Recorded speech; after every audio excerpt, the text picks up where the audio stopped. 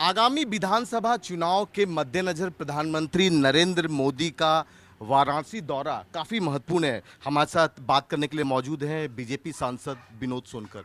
विनोद जी, प्रधानमंत्री का वाराणसी दौरा, आपको लगता है कि एक तरह से ये चुनावी शंखनाद है पूर्वांचल में?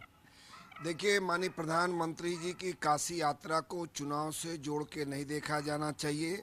देश के प्रधानमंत्री के साथ साथ वो काशी के सांसद भी हैं और काशी कोई पहली बार नहीं गए हैं। 7 साल में एक नहीं अनेक बार काशी सांसद के रूप में जाना हुआ है। उसी क्रम में इसको देखा जाना चाहिए। नहीं, आपको लगता है कि जिस तरह से प्रधानमंत्री अपने संसदीय क्षेत्र में गए हैं, तो संसदीय क्षेत्र में जाने का मतलब कि एक तरह से चुनाव की तैयारियां भी हो सकती हैं, चूंकि आसपास का क्षेत्र विधानसभा से लगा हुआ है उत्तर प्रदेश में? बिल्कुल नहीं।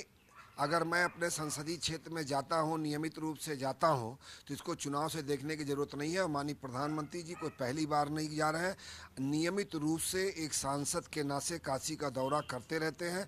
उसी कड़ी में इसको देखा जाना चाहिए। प्रधानमंत्री ने अभी अपने भाषण में समाजवादी पार्टी पर तंज कसा है। उन्होंने कहा है कि 2017 से पहले भी योजनाएं होती थी, लेकिन रोड़ा अटका दिया जाता था।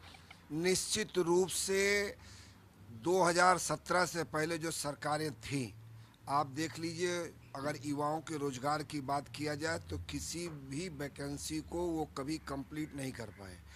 पहले तो सरकार से निकली तो आयोग में अटक गई, और आयोग से निकली तो कोर्ट में अटक गई।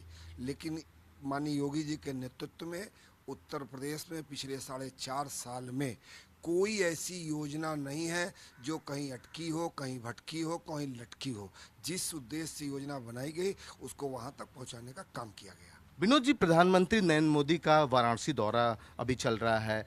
उस वक्त सपा ने योगी सरकार के खिलाफ हल्ला बोला है। तमाम मुख्यालय से लेकर मंडल तक उन्होंने आंदोलन किया है। महंगाई और जो लॉ एंड ऑर्डर है उसको लेकर उन्होंने हल्ला बोला है।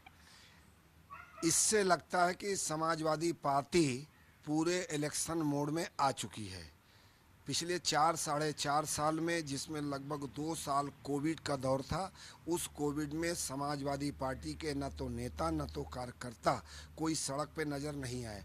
आज जब उत्तर प्रदेश में 2022 में चुनाव होने जा रहा है, तो वो उन चीज़ों को मुद्दा बना रहे हैं जो इसको जनता स्वीकारती ही नहीं है। विनोद जी, एक अंतिम सवाल।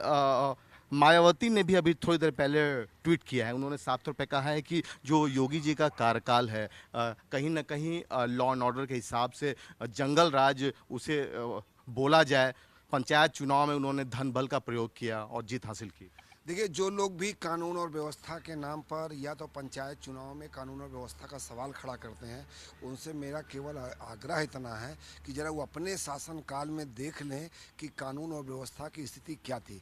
आज अपराधी या तो जेल पे या तो बेल पे, और या तो प्रदेश के बाहर है। और उनके ज़माने में अपराधियों का राज उत्तर प्रदेश के सड़कों पे था। और मैं कहता था, उत्तर प्रदेश में समाजवादी सरकार के शासनकाल में और बसपा शासनकाल में हूटर और शूटर का राज हुआ करता था। आज योगी जी के नेतृत्व में उत्तर प्रदेश का सड़क हूटर और शूटर से मुक्त है। कैमरामैन रोहित के साथ पुष्कर, भारत समाचार, दिल्ली।